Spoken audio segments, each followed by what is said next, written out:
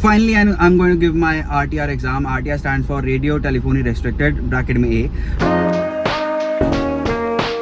अरे अरे कहाँ भाग रहे हो यार? ये क्या बदतमीजी है यार? ये पता है कहाँ का है?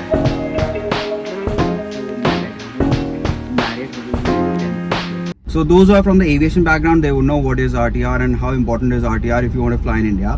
But those who are not from aviation background, let me give you a small brief. So RTR is an exam which is very important and it entitles you to have a communication with the ATC. जो pilots होते हैं वो जो जो ATC से बात करते हैं, सारा communication करते हैं कि हम कहाँ जाएं, किधर जाएं.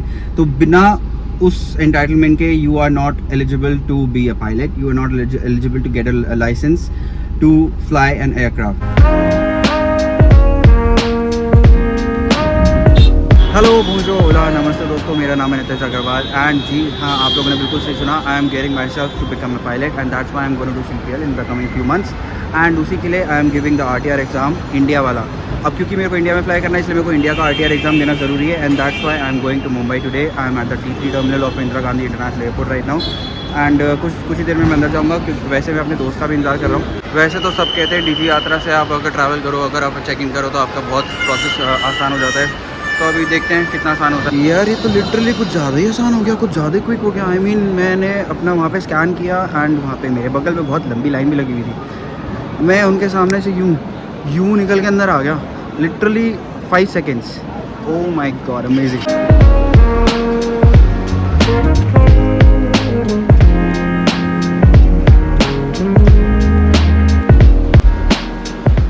अरे अरे कहाँ भाग रहे हो? जो हमारे दोस्त आने वाले थे ना, वो भी आ गए हैं भाई साहब. चलो वही अंदर.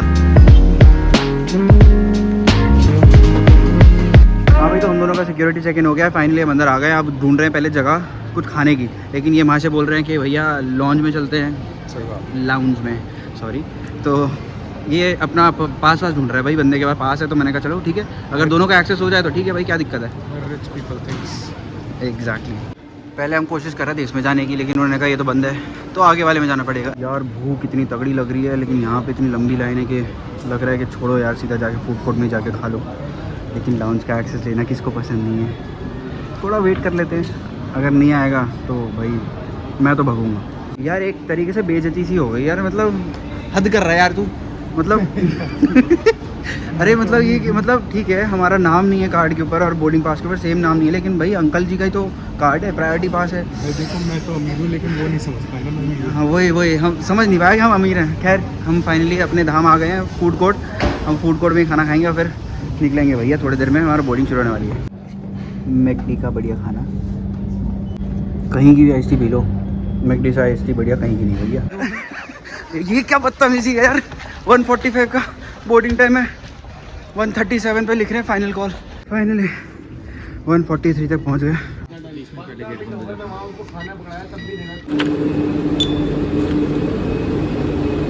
फाइनली 2.5 घंटे का ट्रैवल करने के बाद हम लोग पहुंच गए हैं मुंबई एयरपोर्ट. अभी जा रहे हैं बैगेज एरिया की तरफ, फिर वहाँ से बैग उठाएंगे और फिर फटाफट यहाँ से निकलेंगे. T1 में लैंड हुए, T2 में लैंड हुए होते ना, आपको दिखा था. इतना बढ़िया एयरपोर्ट है ना मुंबई का. मेरे को तो दिल्ली से ज़्यादा बेटर लगता है. तेरे को कैसा लगता है? कभी आया तू मुंबई? ले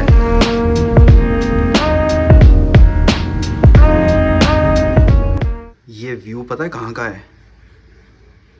तो मैं बैठा हूँ मैरियट होटल में 10th फ्लोर पे. ये वहाँ का व्यू अभी आपने देखा. लेकिन अभी आपने ये व्यू कैसे देखा? वो ऐसे देखा कि जो फ्रेंड मेरे साथ आया ना, उसको यहाँ पे स्टे करना है 3-4 दिन के लिए. तो उसके पास ये होटल था, तो हमने सोचा कि भाई अर्ली चेक इन कर लेते हैं. तो अर्ली चेक इन करने की वजह से हमें अभी से मिल गया. तो वैसे तो हम आ गए थे यहाँ पे 5:30 बजे होटल पे, बट उन्होंने बोला कि अभी रूम खाली नहीं है, तो हमें 1.5 घंटा इंतजार करना पड़ा. मैंने कहा 1.5 घंटा इंतजार कर लेंगे, लेकिन आप प्लीज़ हमें अर्ली चेक इन दे दो, जिससे हम कम से कम थोड़ा सो सा के अपने आराम से एग्ज़ाम देने तो जाएँ.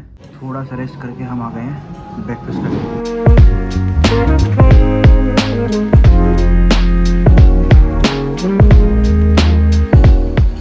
फुल पेट भर के ब्रेकफास्ट हो गया है और उसके बाद अब एंड में ब्लैक कॉफ़ी, माइल्ड डाउन. भाई रात भर सोए नहीं थे, तो अभी खाना खाया, आराम से 3-4 घंटे सोए और अब जा रहे हैं फाइनली कैब करके. बड़ी मुश्किल से कैब हुई है, लेकिन हाँ अब जा रहे हैं.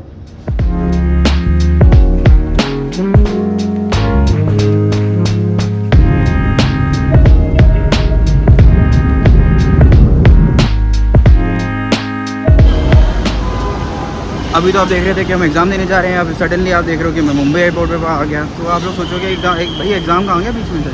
तो मैं अंदर जाके सिक्योरिटी चेकिंग करा के फिर उसके बाद आपको एग्ज़ाम का डिस्क्रिप्शन दूंगा पूरा पूरा, क्योंकि वो इसलिए क्योंकि ना वहाँ पे हमें अलाउड नहीं है अंदर जाके कुछ भी शूट करने का, मोबाइल अंदर ले जाना अलाउड ही नहीं है।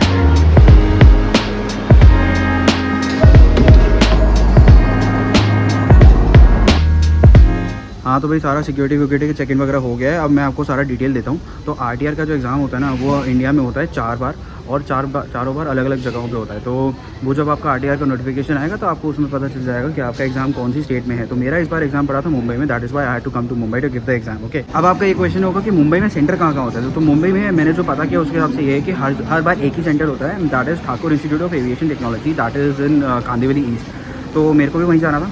तो वहाँ पे क्या है, आप जब पहुँचोगे तो आपको गेट 1 से एंट्री लेनी है। वहाँ पे आपको थोड़ी देर के लिए वेट करवाएंगे, because there will be a lot of students. वो आपको वेट करवाएंगे, उसके बाद आपको एक रूम में ले जाएंगे जहाँ पे आपको बोलेंगे सब लोगों को वेट करने के लिए। And they will also tell you कि आप अपने फ़ोन्स को स्विच ऑफ करो, अपने बैग में डालो और बैग को एक जगह इकट्ठा करके रख दो।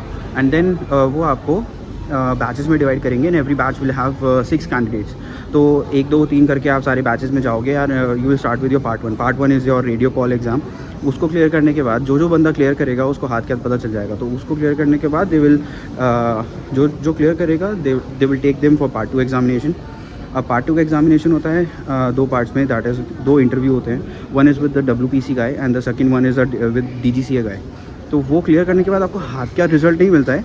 इट्स जस्ट दैट कि आपके जो आपने आंसर्स दिए हैं और उनके जो फेशियल एक्सप्रेशंस आप उस टाइम पे देखोगे, उससे आपको थोड़ा सा आइडिया लग जाएगा कि आपका एग्ज़ाम क्लियर हुआ है कि नहीं हुआ है। तो उसका रिजल्ट आपको हाथ के हाथ नहीं मिलेगा, बट हाँ आपको जब पूरा एग्ज़ाम का प्रोसेस खत्म हो जाएगा, जितने भी दिन ये RTR का एग्ज़ाम चलने वाला है, उसके 1 हफ्ते बाद जाके आपको उसका फाइनल रिजल्ट मिलता है कि हाँ भाई आप क्लियर हो रहे हो या नहीं हो रहे हो। तो मेरे साथ भी होने वाला है। By the end of this month I will get my results, because exam का प्रोसेस खत्म हो रहा है 24 को। तो by the end of this month मेरे को खुशी मिलेगी या दुख मिलेगा, फिंगर्स क्रॉस्ड कि मेरे को खुशी मिले। और हाँ भाई, जितना रिवाइज़ करना है ना एग्ज़ाम शुरू होने से पहले कर लेना, मतलब पार्ट 1 शुरू होने से पहले कर लेना। क्योंकि जब आपने एक बार मोबाइल फ़ोन अपने अंदर रख दिया, अपना बैग उठा के आपने रख दिया, उसके बाद till the time you clear और you are done with part 2, तब तक आपको मोबाइल छूने का, बैग छूने का मौका ही नहीं देंगे। तो ये थी सारी की सारी डिटेल आपको RTR एग्ज़ाम के बारे में। एंड नाउ मैं अपने गेट के पास आ गया हूँ, and I am gonna board my flight in like half an our.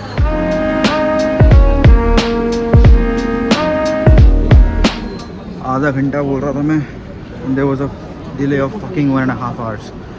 तो अब जाके फाइनली मैं 1.5 घंटे डिले के बाद मैं दिल्ली में लैंड किया हूँ। और अब जाके खैर मेरे को बैग तो लेना नहीं है, तो मैं जाऊँगा सीधा एयरपोर्ट से बाहर निकलूँगा, फटाफट बैठ के टैक्सी में घर जाऊँगा। मेरे को आ रही है गंदी वाली नींद यार। T3 पे मिनीसो का स्टोर कब से आ गया भाई,